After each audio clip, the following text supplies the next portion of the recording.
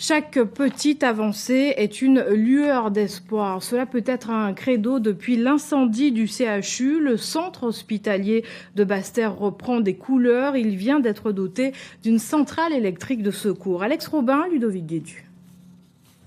Cette cheminée n'évacue pas simplement la fumée dégagée par les groupes électrogènes.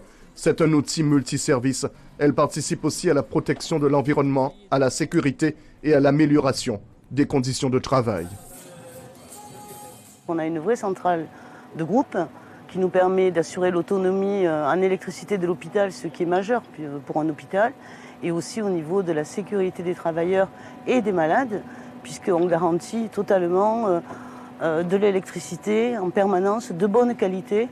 Rénovation et innovation, avec aussi ce réservoir d'une capacité de 40 000 litres de gasoil, symbole de l'espoir que Basse-Terre place en son centre hospitalier.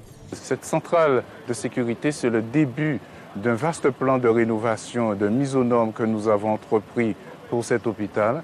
Nous devons passer à la phase rénovation des bâtiments et nous terminerons par la rénovation des blocs opératoires. Le local de 213 mètres carrés abrite 2 groupes électrogènes de forte puissance, capables d'assurer l'électrification du site en cas de pépin. Du matériel moderne que le directeur adjoint en charge de la technique présente avec fierté. Les caractéristiques de ce nouveau dispositif donc, sont les suivantes.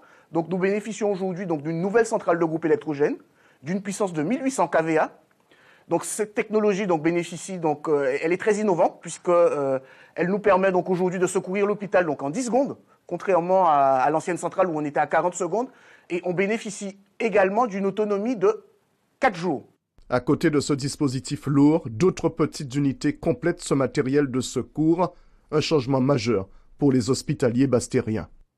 Pour compléter ce dispositif, il y a un matériel, donc ce qu'on appelle un deuxième niveau de secours, donc qui sont des groupes électrogènes basse tension, qui permettent, en cas de défaillance de cette centrale, de reprendre l'ensemble des services du centre hospitalier de Basse-Terre.